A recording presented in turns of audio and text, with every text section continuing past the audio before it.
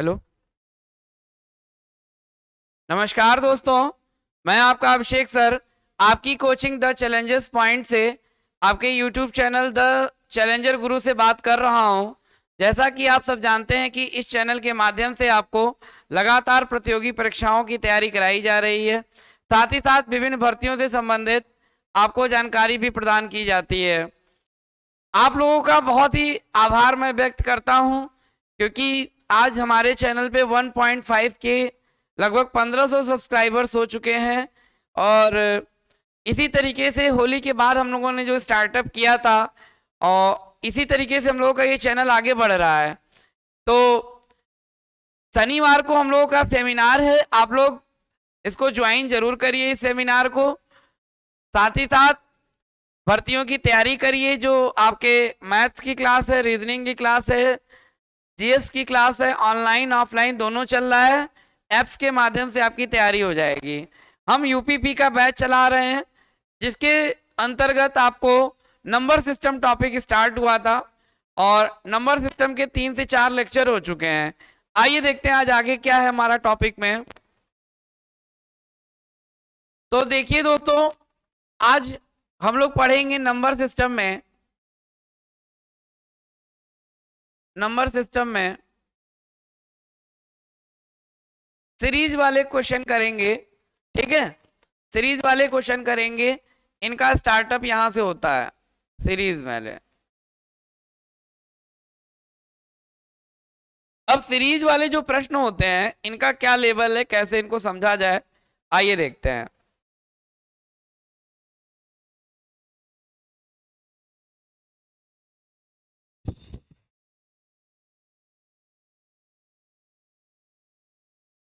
देखिए, जो सीरीज वाले प्रश्न हैं सबसे पहले इस तरीके से देखिए।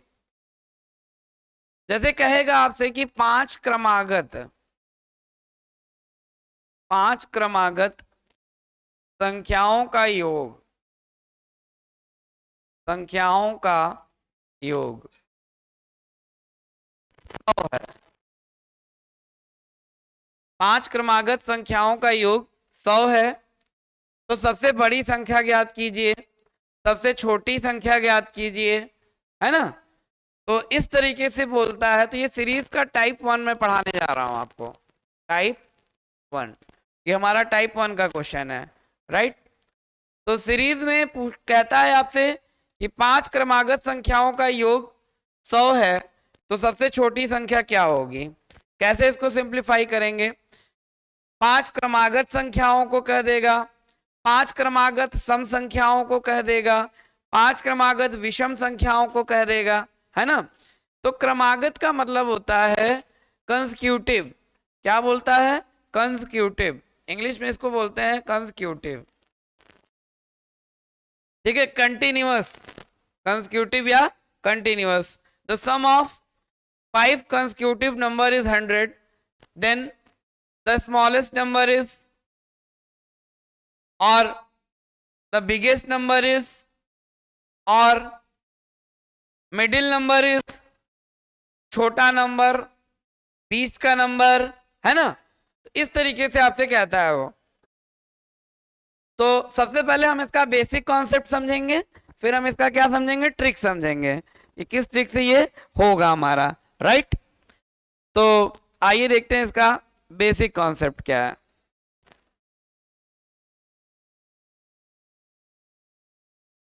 बेसिक कॉन्सेप्ट,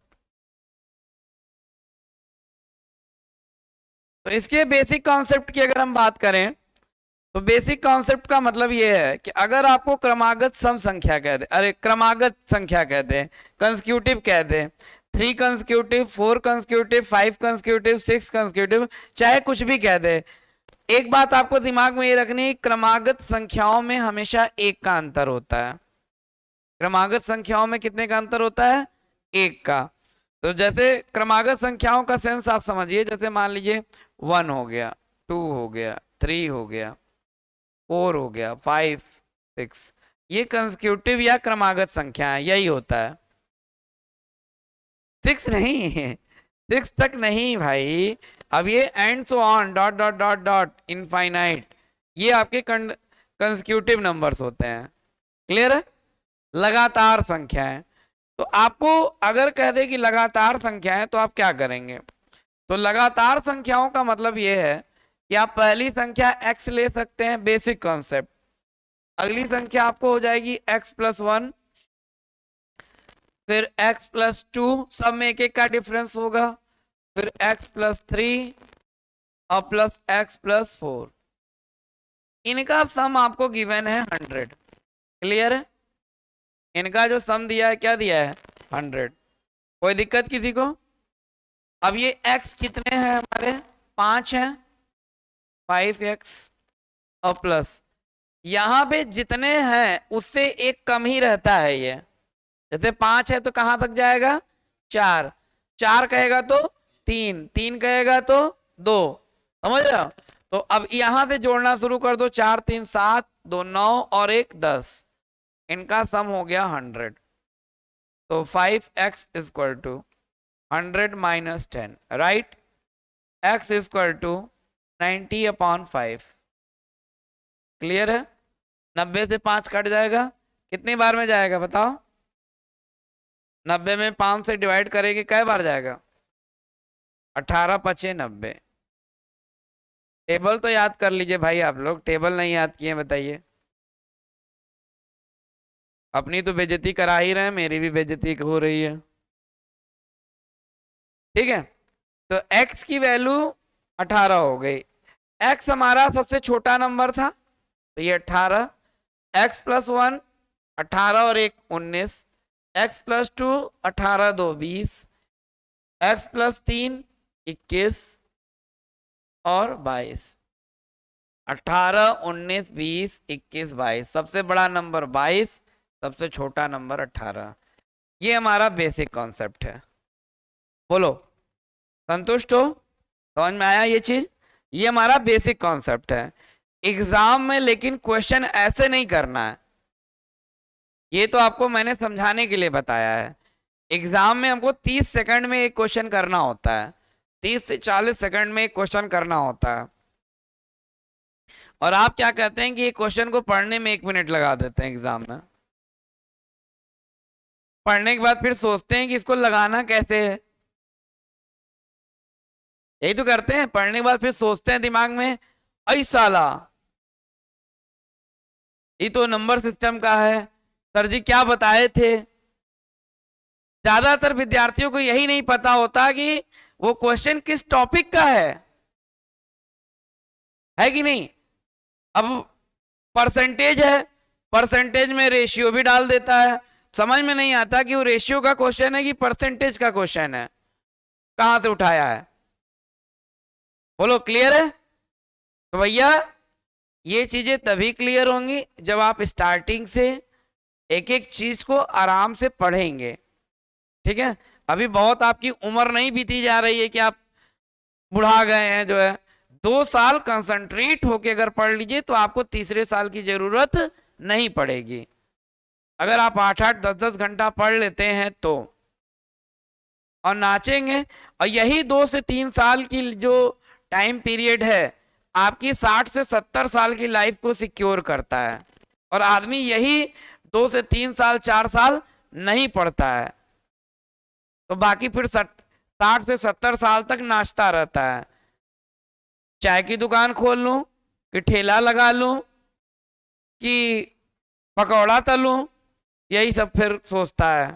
फिर थोड़ा जानकारी हो गई तो चाय की दुकान की तरह कोचिंग खोल लिया, थोड़ा बहुत जानकारी हो गया जो है। एकदम आपकी लाइफ से रिलेटेड बात बता रहा हूं, इस बात को आप समझिएगा दिल की गहराइयों से। ये बिटर तो है बट ट्रूथ है, कड़वा है मगर सच है। अगर आप 3 से 4 साल में अगर आप कुछ नहीं करें, हमारे बाप दादा बहुत पैसा बना के नहीं गए हमारे लिए कि हमारी 7 पुस्त खा के जाएं। है क्या इसमें से किसी के पास बहुत पैसा है क्या? किसी के पास पैसा नहीं ना। बाप दादा हमारे लिए कुछ बना के गए हैं, तो बाप दादा नहीं बना के गए तो हमको बनाना पड़ेगा, मेहनत करना पड़ेगा, और मेहनत करेंगे तभी सक्सेस होंगे। और यही 3 से 4 साल स्टूडेंट लाइफ के होते हैं जिसमें व्यक्ति कुछ कर लेता है। और इसी में अगर आप डाइवर्ट हो गए तो आप लाइफ में कुछ नहीं कर पाएंगे। फिर कहेंगे कि हाई कोर्स कर लें, फलाने कोर्स कर लें, हाई बिजनेस कर लें, पापा से मांगेंगे 5 लाख की हैया कर दें, प्लाटिंग करेंगे, अपना जमीन बेच के दूसरे का जमीन बेचवाएंगे।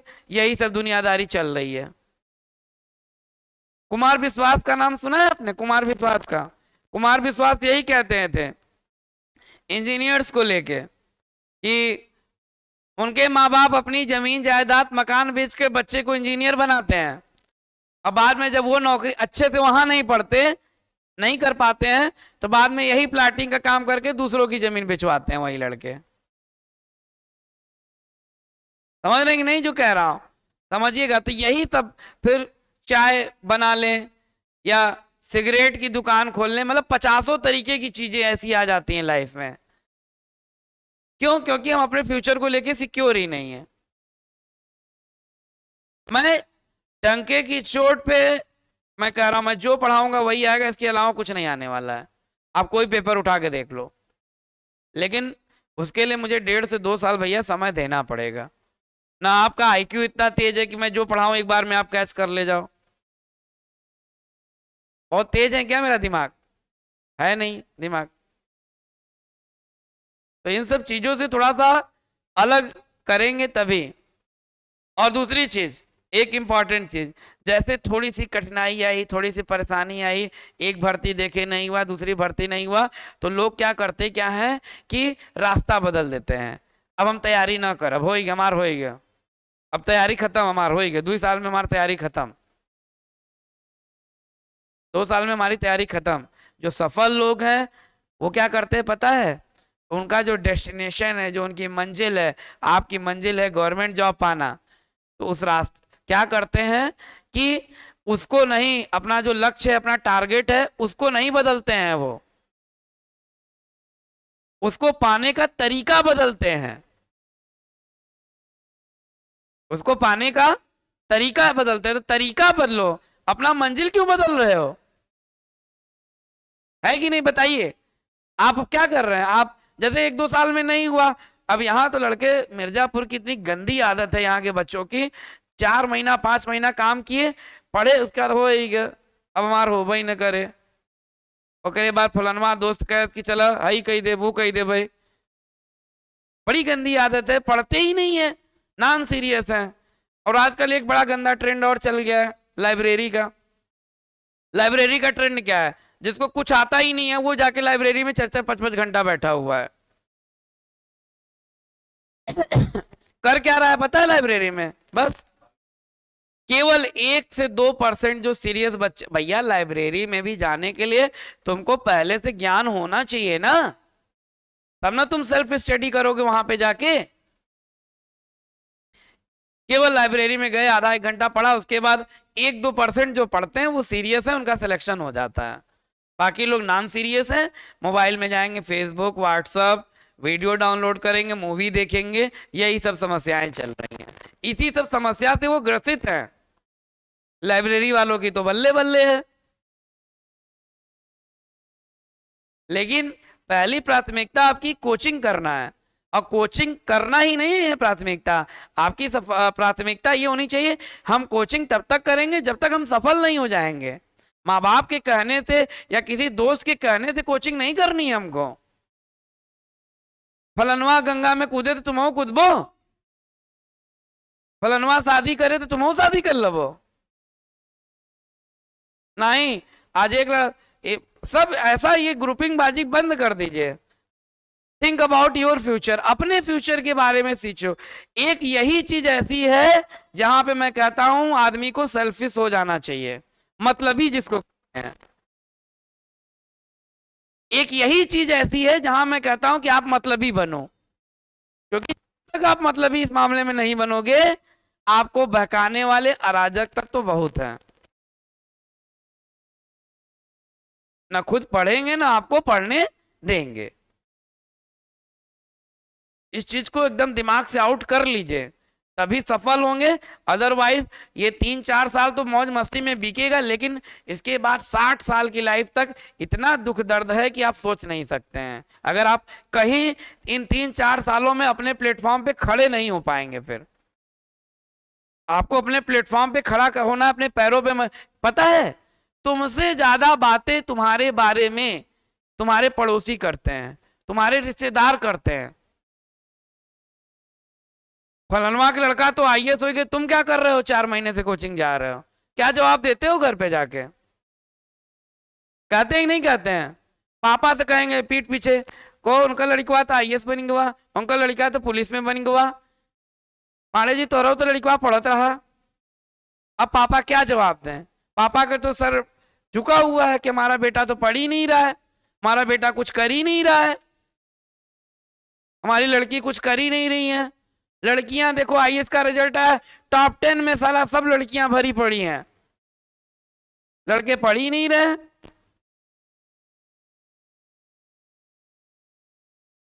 एकदम आपकी रियलिटी से बात बता रहा हूं बेटा, एकदम सीरियस हो जाओ, आग लगा दो आज से, अभी से एकदम निश्चित कर लो कि बस मुझे पढ़ना है, पढ़ना है और पढ़ना है, इसके अलावा मुझे कुछ भी नहीं करना है। सब भूल जाओ, सारे दोस्त नास्त में 1 साल 1.5 साल के लिए अंडरग्राउंड हो जाओ। आईएएस जो लड़की निकाली है, यूपी बोर्ड की जो लड़कियां टॉप की है ना, यूपी बोर्ड का रिजल्ट आया है, उसमें जानते हैं क्या बताई है लड़की? लड़की ने इंटरव्यू में कहा है कि 6 से जब तक मैं पढ़ती थी, 1-1.5 साल से मैंने, जब से इस क्लास में मैं आई हूं, मैं मोबाइल और सोशल मीडिया से दूर रही हूं। उसका इंटरव्यू सुन लो तुम, मोबाइल और सोशल मीडिया से एकदम वो लड़की दूर थी जो टॉप की है। इंटरव्यू आपने पढ़ा होगा, देखा होगा जो है।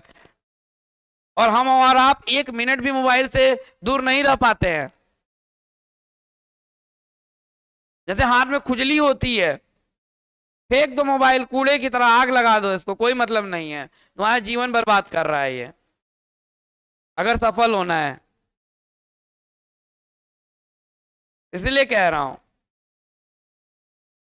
फोकस ऑन योर ड्रीम, अपने सपनों पे फोकस करिए। जो आपने सपने, तुमने तो सबसे बड़ी बात इतनी गंदी है, तुमने अपने जीवन में कोई लक्ष्य ही नहीं बनाया है कि तुमको बनना क्या है। अग्निवीर आया अग्निवीर, पुलिस आया पुलिस, जीडी आया जीडी। कुछ लक्ष्य बनाए हैं आप लाइफ में? कोई भी हो बता दीजिए। जैसे आपका तो लक्ष्य क्लियर है कि हमको शिक्षक भर्ती देखनी है, एकदम क्लियर है कि इनको शिक्षक भर्ती देखनी है। हालांकि मैंने मोटिवेट किया कि आप आरओ की भी वैकेंसी आती है, देखिए शिक्षक भर्ती जब आएगी तो उस पर फोकस किया जाएगा। यार हमारे आपके बीच में ही एग्जाम्पल, इनसे सीखिए आप, कितना परेशानी के बावजूद भी इनकी लाइफ कहाँ जा रही है, वो पढ़ने को कितना डेडिकेटेड है, और आप और हमारे ऊपर कोई जिम्मेदारी नहीं है और आप पढ़ नहीं रहे हैं।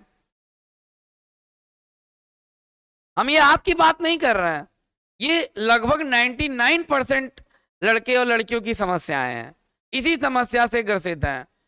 दोस्ताना तो बंद कर दो, दोस्ताना सबसे गंदा काम है।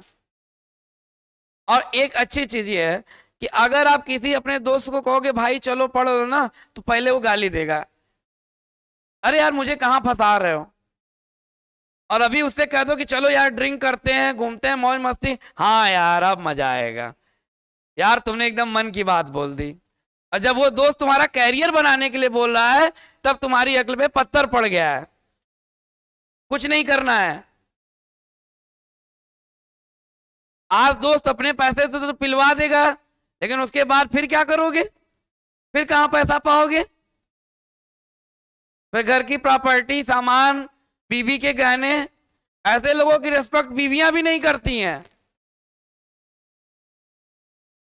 अगर आपको अपने बीवी की नजर में अच्छा बनना है तो आपको बेस्ट बनना पड़ेगा, अच्छा हस्बैंड बनना पड़ेगा, सारी चीजों को अच्छे तरीके से करना। एक अच्छा बेटा बनने के लिए, एक अच्छा पिता की नजर में, माँ की नजर में, बाप भी जानता है कि मेरा बेटा कितना पढ़ रहा है, तो उसी हिसाब से तुमको डील करता है। भाई गार्जियन जानता है ना कि मेरा बच्चा कितना लायक है।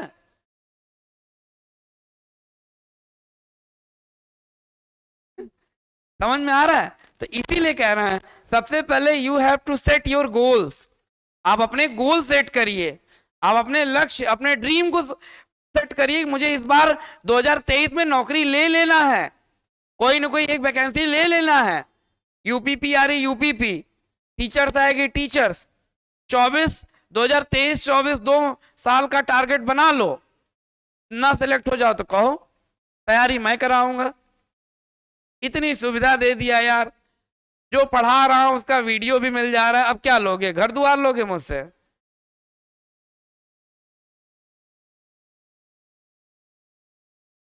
आओ देखते हैं। तो ये क्या था, ये हमारा कंसेक्यूटिव नंबर्स का सम था। एग्जाम में इससे नहीं करना है। अब ट्रिक देखो कि किस ट्रिक से करेंगे हम लोग इसको, राइट। देखो, अगर 5 कंसेक्यूटिव हैं, एकदम ध्यान से देखिएगा। देखिए, ये 1 नंबर हो गया, 2 नंबर हो गया, 3 नंबर हो गया, 4 नंबर हो गया, और ये 5 नंबर हो गया, राइट। 1 2 3 4 5। अगर इन 5 नंबर्स में इनका सम 100 है, तो 100 से हम 5 को डिवाइड कर देंगे। क्या आएगा? 30। 20 आ गया। अब ये जो 20 है, ये हमेशा बीच वाला नंबर होगा। ये जो 20 है बाबू, क्या होगा? बीच वाला नंबर होगा। ये हमारा मिडिल टर्म होगा, मिडिल टर्म होगा।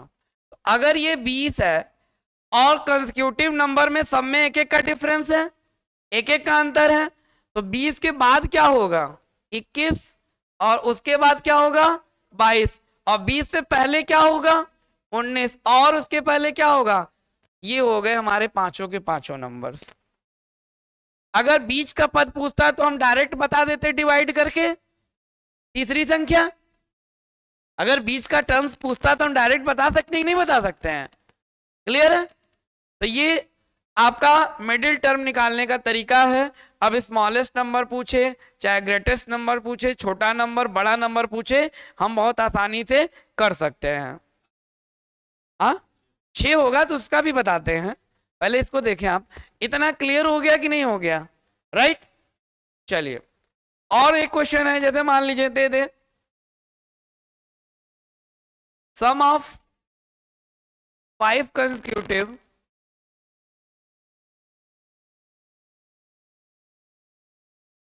Number is 200। अगर 5 क्रमागत संख्याओं का योग 200 है, तो बीच वाली संख्या क्या होगी? नोट करिए इसे। 5 क्रमागत संख्याओं का योग 200 है, 5 क्रमागत संख्याओं का योग 200 है, तो बीच वाली संख्या क्या होगी? तो बीच वाली संख्या क्या होगी?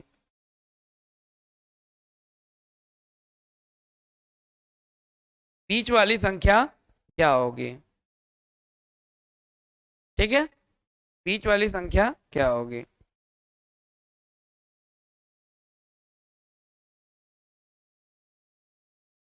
बोलिए बच्चों, क्या होगा इसका? अब क्लियर है? ये 1 नंबर हो गया, राइट। ये 2 हो गया, ये 3 हो गया, ये 4 हो गया, ये 5 हो गया। Third number, 200 is now divided by 5। 5 के 20, 40। डायरेक्ट हमारा आंसर आ गया 40। सही है कि नहीं है? ठीक है, 40, 40, 40 आ गया, राइट। हमारा ये 40 हो गया। अगर कह देता कि सबसे बड़ी संख्या 42, सबसे छोटी 38, बोलो ये कॉन्सेप्ट क्लियर हुआ? यहां पे कोई समस्या? एकदम शुरू से एकदम बेसिक से एकदम टॉप लेवल तक पढ़ेंगे हम लोग, ठीक है। नहीं, ऐसे नहीं पूछता, या तो छोटा पूछेगा या तो अगल बगल का पूछेगा, तो आप उस हिसाब से मैनिपुलेट कर लीजिएगा। जब आपको मिडिल पता चल गया तो आप सारे बता सकते हो, फिर उनमें डिफरेंस कहाँ रह गया फिर? क्लियर है? क्या हो बता? हाँ, बता रहे हैं। 6 का भी देख लेते हैं, कोई दिक्कत नहीं है। आओ लिखो।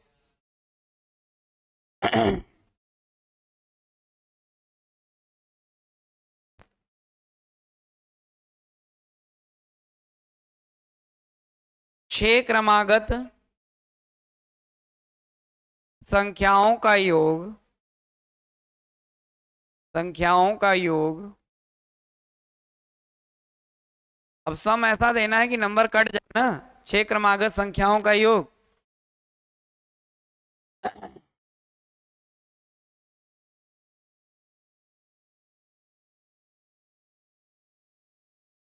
देखिए 197 है, या 6 से कटने वाली संख्या क्या होगी, या 180 लिख लीजिए, हाँ सही कह रहे हो, 180 है, 180 है। तो सबसे बड़ी संख्या क्या होगी, सबसे बड़ी संख्या क्या होगी,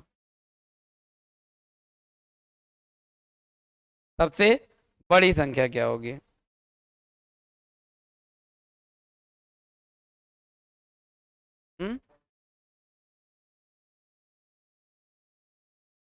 197 है, लेकिन ये 180 देखो, अब ये कटेगा नहीं है, ये आपको समस्या क्रिएट करेगा। देखिए मैं बताता हूँ, देखिए अगर आप बेसिक से करेंगे, देखिए पहले आप इसका बेसिक समझ जाइए तो आप ट्रिक समझ जाएंगे इसकी क्या है।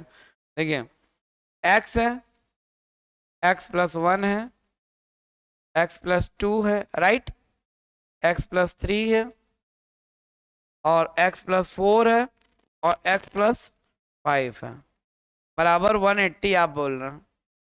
देखिए यहाँ करना क्या है कि 2 और 1 3, 3 6, 6 4 10 5 15, 180 में से 15 घट जाएगा और 6 x हो जाएगा। बोलो बोलो यार, 100 कितना घट जाएगा, 15, कितना होगा 165, राइट। तो 165 का मतलब है कि 165 को हम 6 से डिवाइड कर दें। अब ये घटाने के बाद नंबर ऐसा होना चाहिए, क्योंकि ये डेटा हम लोगों ने अपने से लिया है, ये डेटा हमने कैसे लिया है, अपने से लिया है, तो ऐसा नंबर आना चाहिए जो कट जाए 6 से, समझ रहे हैं, ऐसा नंबर आना चाहिए जो 6 से क्या हो जाए, कट जाए। तो इसीलिए ये आपको क्लियर नहीं करेगा, फिर भी देख लेते हैं। 6 दूनी 12, कितना बचा, 4 5 45, 6 सत्ते 42, 3 6 पचे 30, 27.5 आ गया। मतलब ये जो नंबर्स हैं, अगर आप लगातार 6 नंबर्स लेंगे तो भी इनका सम 180 नहीं आएगा, फिर वो आपके पॉइंट में नंबर होंगे। मतलब तुमको पहला नंबर मिला 27.5, फिर अगला 28.5, ये 29.5, समझ रहे हैं। तो ये आपको कंप्लीट नंबर नहीं मिलेगा, ये आपको कंप्लीट नंबर नहीं है। तो मेरा सजेशन क्या है कि अगर आपको ऑड नंबर्स दे दे, अगर 3 क्रमागत, 5 क्रमागत, 7 क्रमागत, 9 क्रमागत, 11 क्रमागत, इस फॉर्मेट में अगर दे, तो आप इसको लगा सकते हैं, समझ रहे हैं। तो इनको आप लगा लीजिए, अदरवाइज इनको जोड़ के भी आप कर सकते हैं। क्लियर है, मतलब या तो आपको कम नंबर मिले, जो ऐसा हो जो नंबर कट जाए, जो नंबर आपका कट जाए।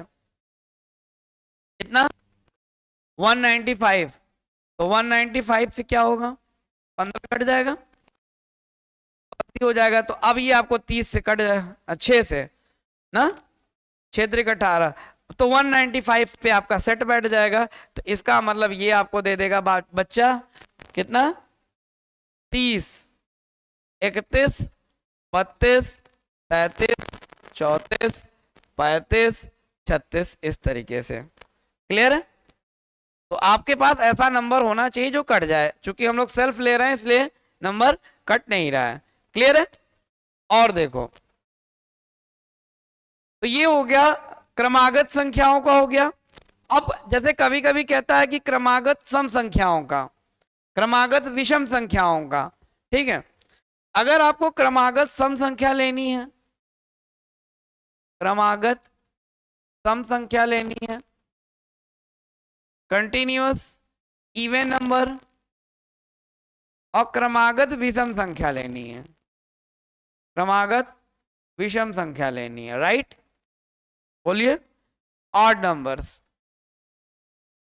तो चाहे इवन लो चाहे ऑड लो, चाहे इवन लो चाहे ऑड लो, आपको यही लेना है, x, x+2, x+4, x+6, इसी फॉर्मेट में आप लेंगे। चाहे सम लीजिए चाहे विषम लीजिए, आपका फॉर्मेट दोनों के लिए यही लगेगा। किसी को डाउट है कि ये दोनों में लगेगा कि नहीं लगेगा, बोलिए। हाँ, ऑड में भी यही लगेगा। पूछिए पूछिए सर, कैसे लगेगा बताइए, बता दें। अच्छा अच्छा, विषम संख्याएं क्या होती हैं? 1, 3, 5, इनमें कितने का अंतर है? इनमें इनमें अच्छा, सम संख्या क्या होती हैं? इनमें कितने का अंतर है? यहाँ, यहाँ। तो जब दोनों में अंतर सेम है तो ये क्यों नहीं सेम है? ये भी तो वही चीज है, सब में दो दो का अंतर है तो। समझ में आया? क्लियर है? चलिए क्वेश्चन लिखिए।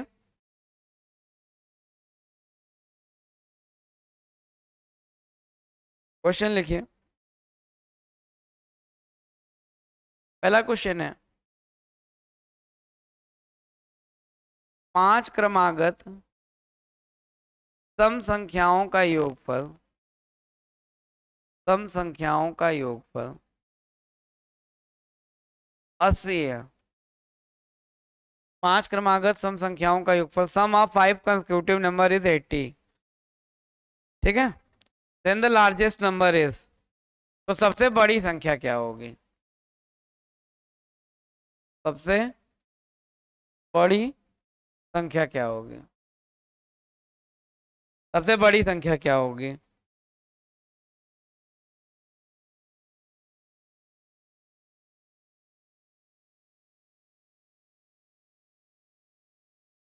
सबसे बड़ी संख्या क्या होगी बताइए।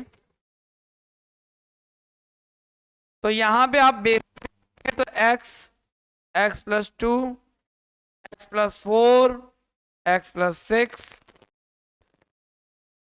5 ही है ना? 1 2 3 4 5, राइट? कितना है?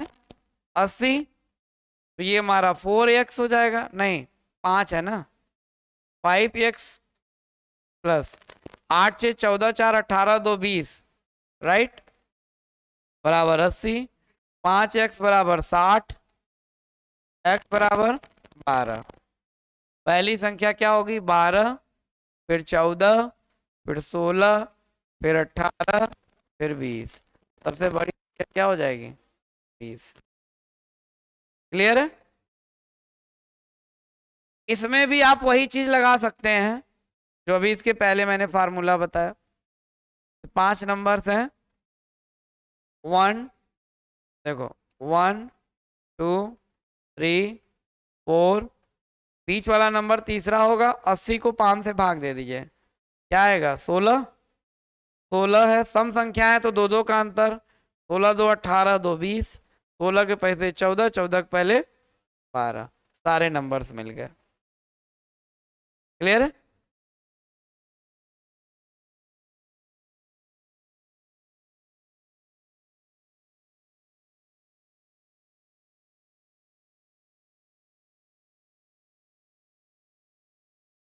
नहीं, इसके इस ट्रिक के लिए आपको इवन ऑड से कोई लेना देना नहीं है।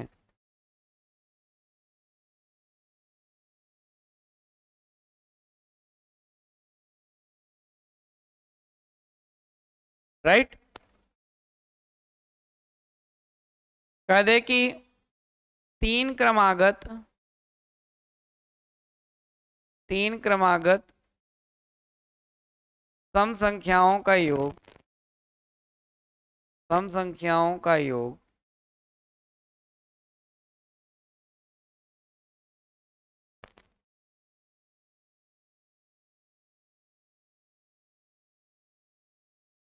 योग 21 है। तो सबसे छोटी संख्या बताइए।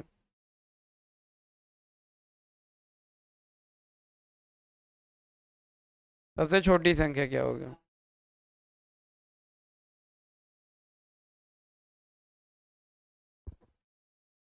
क्या होगा इसका आंसर?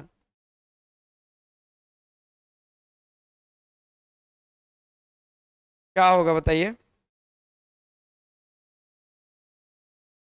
1 2 3, 21 में हम 7 से भाग दे दें, 7 3 21, कितना मिला? ये 3 है।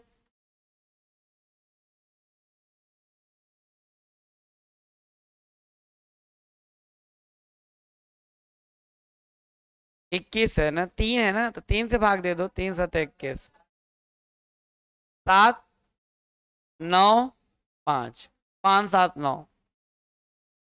ठीक है, कोई दिक्कत नहीं है, क्लियर है। तो ये, लेकिन ये सम नहीं है, ये भी आप समझ लीजिए। 5 7 9 ये सम की जगह इसको विषम लिख लीजिए। क्या लिख लेंगे? विषम लिख लेंगे। इसको क्या लिख लेंगे? विषम। ये ऑड नंबर्स का सम है।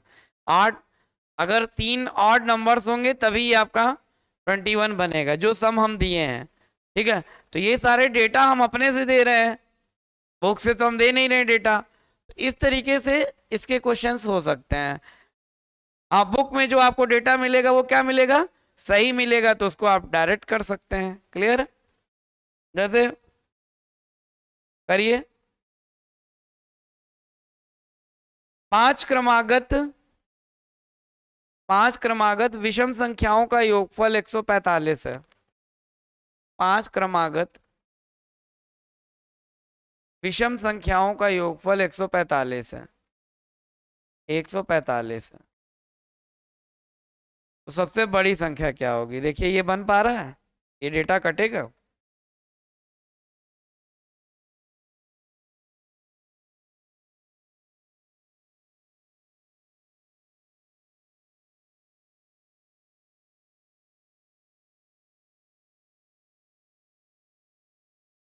एक सौ पैंतालीस का 5 से कट जाएगा, 5 दूनी 10, 5 9 45, 29। 29 के बाद 31 के बाद 33, सबसे बड़ी 33 होगी। संतुष्ट है? समझ में आ रहा है? इस तरीके से।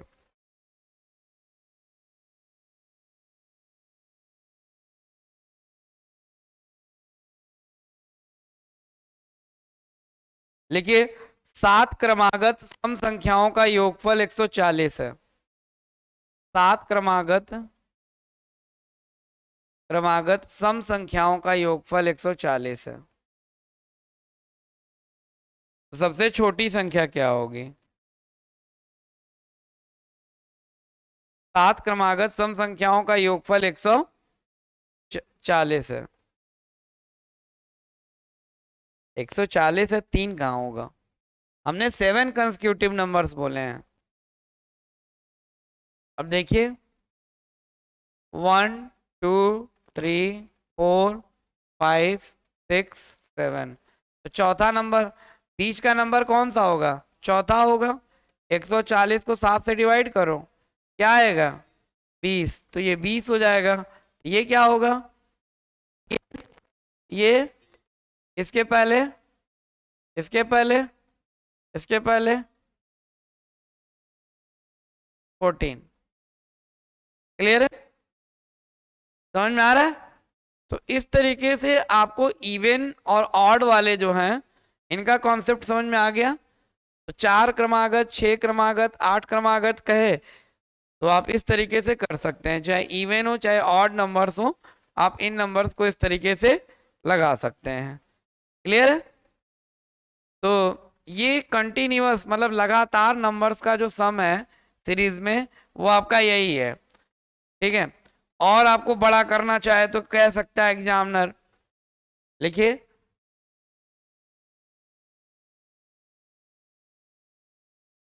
लिखिए, 9 क्रमागत, 9 क्रमागत सम संख्याओं का योगफल 90 है। 9 क्रमागत सम संख्याओं का योगफल 90 है। क्या है? 90 है। सबसे बड़ी संख्या क्या होगी?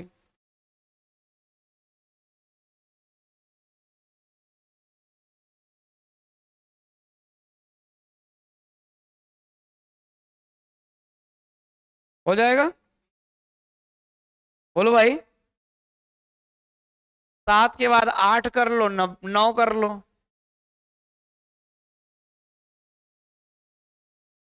अब यहाँ पे 1 2 3 4 5 6 7 8 9, तो बीच वाला नंबर कौन होगा? 5वां होगा। 90 को 9 से, 9 दहा में 90, ये 10 हो गया। तो 10 के बाद ये 12 14 16, 18, 10 के पहले 8, 6, 4, सही बोले नहीं तो गड़बड़ा हो जाता है जोड़ने पे। ठीक है, अनुमान से ही बोला था मैंने, नंबर सेट हो गया। ठीक है, तो अब चाहे बड़ा नंबर कहे चाहे छोटा नंबर कहे हम निकाल सकते हैं तुरंत चुटकियों में। क्लियर हो गया? तो ये आपका कंसेक्यूटिव नंबर्स का कंसेक्यूटिव नंबर्स का ठीक है सीरीज था। ये आपका टाइप 1 क्वेश्चन था। ठीक है, तो कंसेक्यूटिव सीरीज क्लियर हो गई, इवन सीरीज क्लियर हो गई और ऑड सीरीज क्लियर हो गई। जिनको नहीं आ रहा है तो वो अपना, जैसे ट्रिक में दिक्कत है तो आप एक्स से अपना लगा सकते हैं, हैबिट कर लीजिए। ये भी बहुत समय नहीं लेता है, बस जितना नंबर रहता है उससे कम को आपको जोड़ के टोटल में से घटाना होता है। टोटल में से क्या करना होता है? घटाना होता है। यही आपको दिमाग में रखना है, उन सबको दिमाग में आपको रखना होता है। क्लियर है? ठीक है, तो अब हम अपने अगले वीडियो में आपको बताएंगे आपके नेचुरल नंबर्स का सम। किसका? नेचुरल नंबर्स के स्क्वायर्स का सम। ठीक है, नेचुरल नंबर्स के स्क्वायर का, नेचुरल नंबर्स के क्यूब का सम। ये हम लोग अपने अगले वीडियो में पढ़ेंगे इन तीनों के बारे में। क्लियर है? आप लोग भी थोड़ा सा पढ़ के आया करिए, देख के आया करिए जो हम बता रहे हैं, ताकि आप लोग जवाब दे सकें। संतुष्ट है? ठीक है, फिर मिलते हैं आपसे अपने अगले वीडियो में। तब तक जय हिंद, जय भारत।